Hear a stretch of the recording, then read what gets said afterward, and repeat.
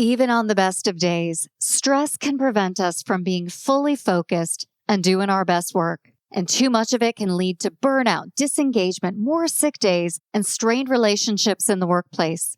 Headspace for Work is the enterprise-ready mindfulness program that leads to healthier organizations from the inside out. The proof is in the science. After a month of using Headspace, you and your teams can reduce stress by 32% and enjoy 14% greater focus. With Headspace for Work, you can build a custom program that fits your organization's needs and measures the impact you're making. Learn more about Headspace for Work today at headspace.com/work.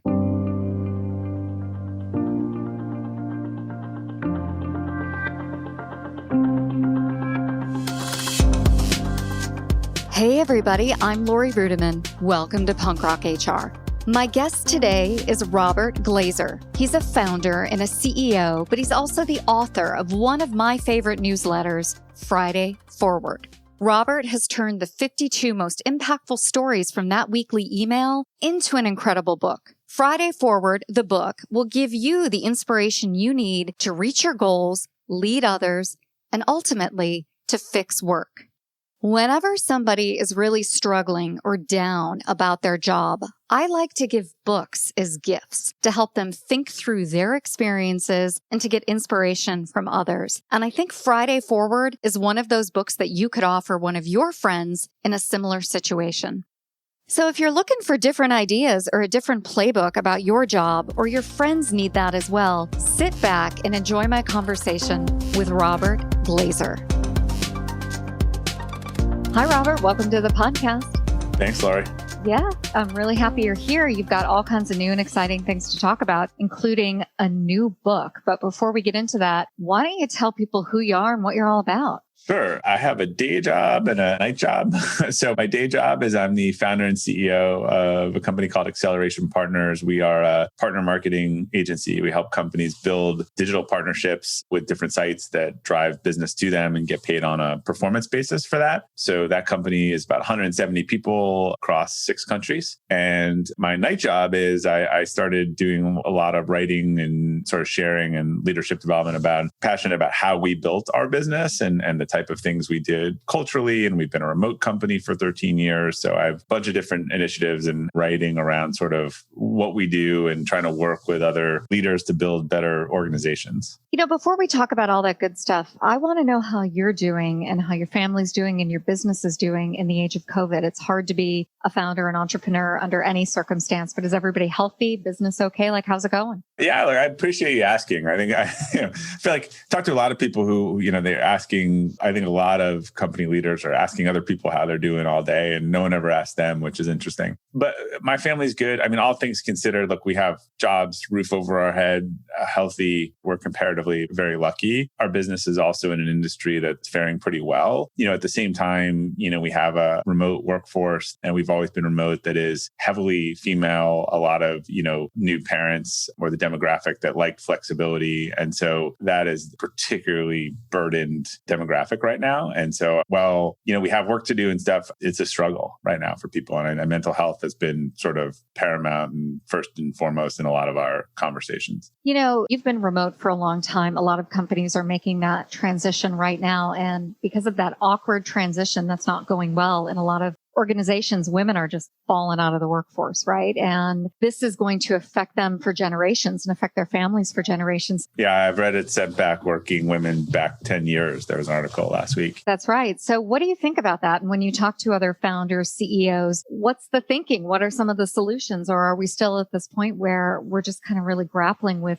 the impact on women? Yeah, the impacts on caregivers. And I think for a lot of people, families, that is still women. And look, this is a very difficult leadership thing to handle and manage the middle, because there's some companies that don't know how to do remote. And so that's really, tough. Look, I think we're very good at remote. We've won 25 Best Places to Work awards to fight the fact that we're virtual. But we have this catch-22 that the people who were attracted to virtual work were the ones who needed flexibility. Now, their kids weren't working from home. Their kids were in kindergarten and daycare and otherwise, but they wanted the flexibility 8 a.m. or 5 p.m. Now with those kids home, there's just nothing that one can do in that situation, other than to try to be flexible. But then at some point, it pushes into, client issues or dissatisfaction and this juggling of, this is super stressful. But the flip side is if we don't do the work and upset enough clients, then there won't be jobs. So I think it's as difficult a thing for anyone to navigate to try to, maintain what the business needs to keep people employed. And then at the same time, figure out how to be as flexible as possible and as understanding as possible. I mean, one of the ways I explained it is we do a lot of engagement and Tiny Pulse. And a year ago, if people were stressed or we saw a huge spike in stress, I could dig into something in the business that we could fix. Oh, there's too many end of month reports, or, our count ratios are off, or like it was a business problem to fix. Now it's not, right? If people are stressed, I think their capacity for stress is just starting at such a lower level, and it has to do with everything that's going on outside of work. So we acknowledge it, we talk about it, we work with people, we try to get them to be honest, but it is a juggling act, because if you did exactly what every employee needed, you'd probably have no business.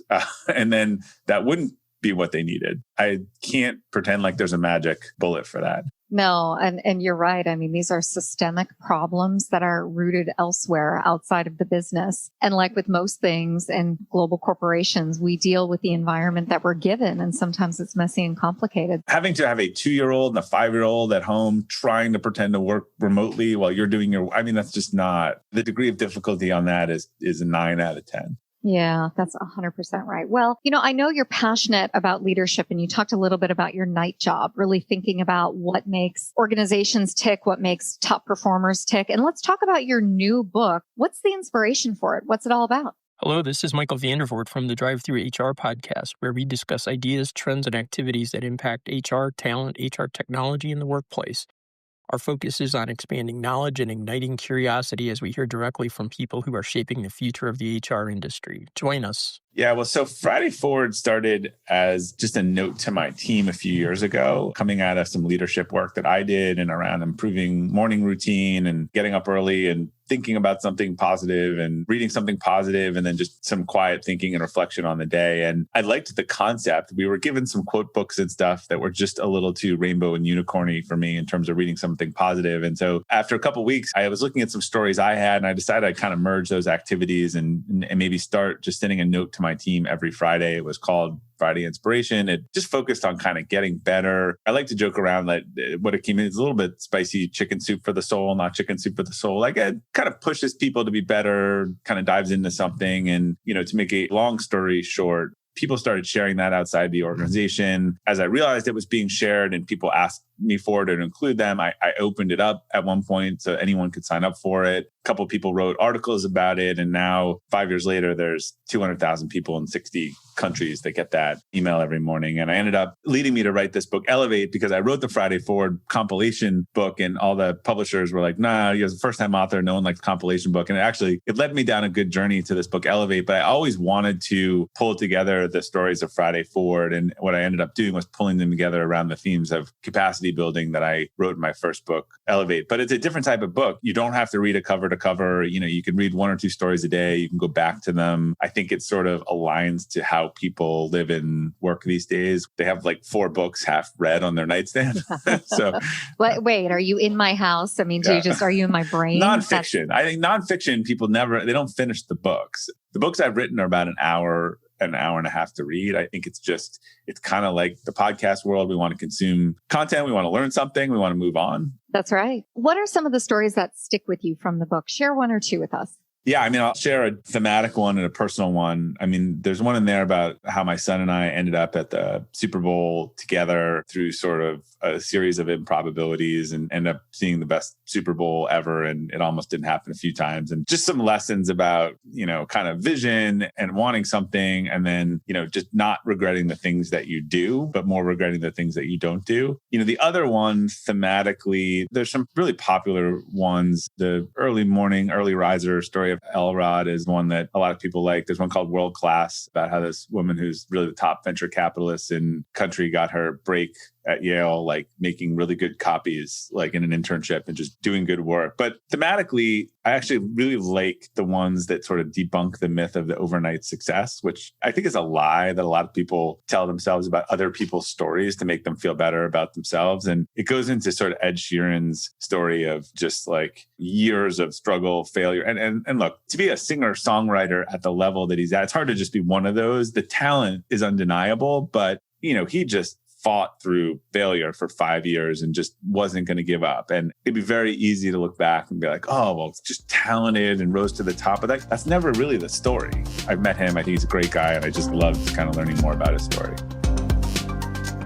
We've almost made it through 2020, but it's never been more critical for businesses and HR leaders to address the mental well-being of their teams head on. Headspace for Work is the scientifically proven enterprise-ready mindfulness program that leads to healthier organizations from the inside out. Help your team stress less, avoid burnout, and focus better throughout the day after using the custom program you develop with Headspace to fit your organization's needs. Learn about Headspace for Work today at headspace.com/work. Hey, everybody. Chances are you've spent the past few months cooped up with your family, buried under a relentless news cycle, and with work that never seems to switch off. Millions of us worldwide are overworked, exhausted, and trying our hardest, yet not getting the recognition we deserve. It's time for a fix. That's why I wrote my new book, Betting on You: How to Put Yourself First and Finally Take Control of Your Career. It's an essential guide for how to snap out of autopilot and become your own best advocate, with candid and new stories and easy to adopt steps. I wrote this book for you. I believe in you, and I would be honored if you would pre-order it today. Head on over to lorirudiman.com/books. That's lorirudiman.com/books and pre-order your copy today.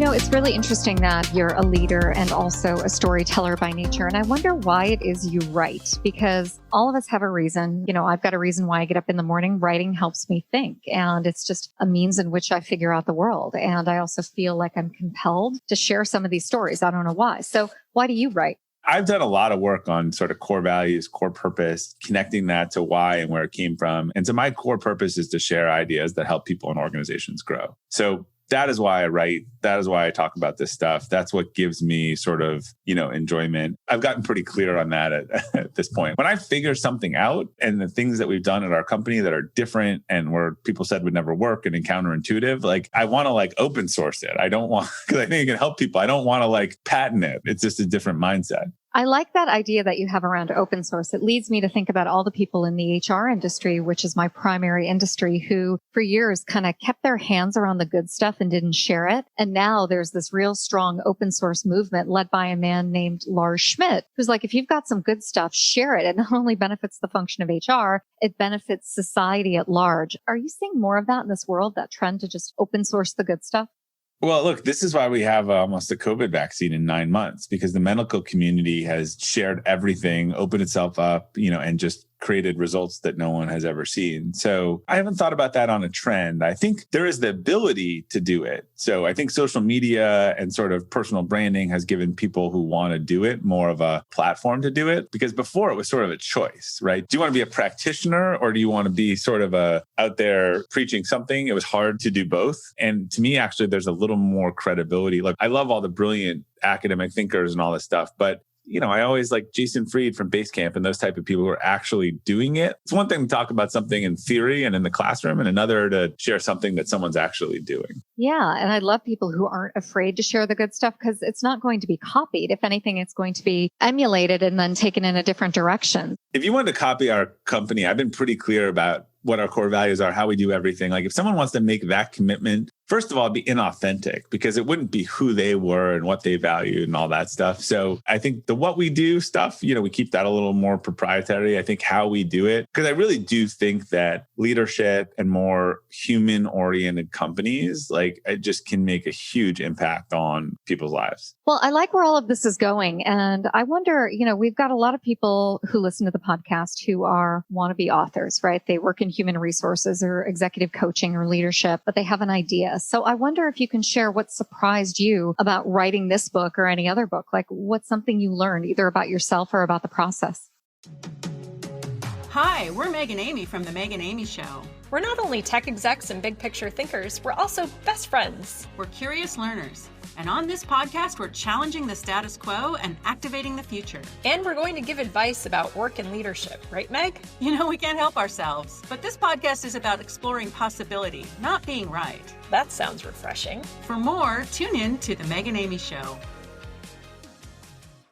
Yeah, writing the book is like 1/10 of the work in the nonfiction world. So I think what most people don't realize, you can write a book, but then you need to market it. It's a full-time job. So I think a lot of people are surprised that, just because you can get the book out there, it's like the field of dreams. Like just because you have it doesn't mean anyone's going to read it. So it's almost better to build an audience first before you write a book. It's also really hard to sell a book or get traction without an audience. That's just the sort of way of the nonfiction model these days. And the way to build an audience is not necessarily write a book, but create value for others, write content that doesn't have a marketing angle, but really the thing that gets shared a million times is the thing that wasn't designed to be marketing. It was designed to actually help the reader. And to me, that's how you can start building your following and your audience and a platform that would allow you to write a book or books. I think one of the most frustrating things for people who are first time or wannabe authors is this tension between really creating great content and also doing the work of marketing. And so your point is really important, but I think if someone has a full-time job where they're passionate and they're really operating within their skills and competencies and abilities, right? They're there. Then they have to take that second job of building the audience and building the marketing plan. It's almost daunting. And I wonder how many authors just opt out and just say, you know what? I'm not going to share my great idea because this system sucks. I don't know. What do you think about that? Well, look, it's what you know to the who you know. So anyone can publish a book, right? These days, the problem is you can get it out there. It can be one of those glossy Amazon looking things, but then it's really hard to have authority or impact from that. So it should be hard to do something, worth doing, or else everyone should do it. But I think if someone so believes that content has to get out there and it's like in some ways, it's sort of a Darwinian process of, if you believe in it enough, then you will come hell or high water. You will do what needs to be done to get that out to the world. But that has to really be a selfless endeavor, right? It has to be that I believe this can change our industry or this practice or whatever. It can't be, I want everyone to know that I'm smart, because that will come across clearly and people won't want to help you.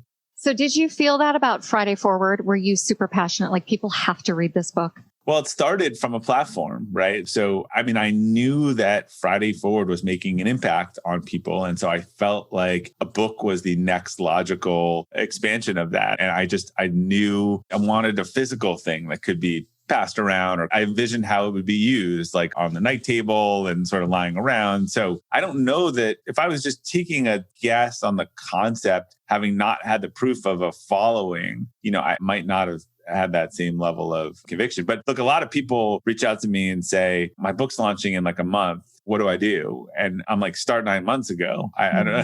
Sure. So, having gone through this myself, it's a 2-year journey minimum. Look, I'm a marketer first and foremost. So while I didn't know about book marketing, like I knew about marketing, I knew about SEO, like a bunch of these things. So had an advantage. Someone who's not involved in selling or marketing, again, you're a doctor or something, and you don't have a 1 million person platform or a list or whatever. It's really hard. I don't want to sugarcoat that for anyone. Your point around something worth doing and doing well is oftentimes hard is really interesting. And I think there's a lot of examples in the business world around that. But if it's good and you want to do it, it's probably going to be hard. Can you think about some other stories from Friday Forward that you'd like to share with us that really teach some important lessons about the world of business, especially in the era of COVID? Yeah, I mentioned the one world class. I'll go into that a little more because so Amy Miracle, had this internship, and she just had this father who just always said to her, like, do everything the best that you can do, no matter what it was. And then this internship that she had, she was calling him. He's like, I think you should do the best that you can do. And she said, Dad, but I'm like, I'm pushing papers and filing stuff. And her dad had sort of an immigrant mentality. And he said, I think you should think about it. And so she sort of made this commitment. If I was going to ask to get donuts, I was going to find the best donuts. I was going to file stuff perfectly. And she got asked to give a tour when someone was out because people thought very highly of her, even though the work product was not like, essay writing or whatever. And the guy who she ended up touring was the CEO of Hewlett Packard, who invited her out to come meet with him on internship, to meet at an event with Bill Gates, and just totally changed her perception of herself and what she could do. And there's another story in there too about a plumber, a similar thing. I don't want to give the whole book away, but just this concept of like excellence and like, so we had a keynote speaker at our company last week for our annual event, which is now virtual, who climbed Everest with the first all-women's team. And she said, what's the best I can do in the worst moment? This was her sort of thought to herself at the top of the mountain, like when it was all falling apart and she didn't think they were going to summit. And I just thought that was so perfect in the world of COVID. And just, if we just put excellence in and do the best that we can do all the time, like it matters. And those opportunities fall into our lap. And the quote that people ask me, like, what's the quote, that really embodies? And I think just how we do anything is how we do everything. I've come to believe that. Yeah, I believe that as well. My grandmother said that to me. And my friend Jesse Itzler said that to me. And I went, oh my God. I quoted a yoga teacher for like 4 years on that, saying I heard it in a yoga class. I was like, this yoga teacher said this great quote. Just like, I think 80% of quotes are misattributed. Even when I've gone to do my book and I've done the research, the people at the author then find another reference. It's amazing. So it's funny. And I'm like, oh, that's a really famous quote. I didn't know that. I quoted this yoga teacher for years. Well, I gave credit to my grandma for years. So we all have our sources of inspiration. I saw a speaker who once said that the first time I use a quote, I source it. The second time I don't. The third time it's mine. Oh, I'm going to steal that. Absolutely. I think that's brilliant. Well, Robert, it's been a real joy to learn a little bit about you and learn a little bit about your book. Let's give a real clear call to action. What do you want people to think about this conversation and where do you want them to go? Yeah, look, I'd love if they join the Friday Forward movement, take 5 minutes each week to think about one of these things and think about how they could get better. So if they want to do that, you can go to robertglazer.com, glazer.com. You can sign up for Friday Forward. You can learn more about the books there and the podcast, but it's free and it's easy. And hopefully it adds a little value to your Friday. Well, thanks for teaching me a little something today. I appreciated the conversation and thanks for being a guest on Punk Rock HR. Thanks, Lori. Help your team be kind to their minds. Choose Headspace for work for a happier, healthier work culture. Visit headspace.com/work to learn more. Hey, everybody. Welcome back. I hope you enjoyed my conversation with Bob Glazer. Now, if you're looking for more information on the book or how to connect with Bob, head on over to lorirudiman.com/punkrocHR-138. I love that my job is bringing you stories from people who've thought critically about how to fix work. It's pretty cool. It's actually an honor compared to some of the other jobs I used to have. So thank you for letting me do it. And thanks for listening. We'll see you next time on Punk Rock HR.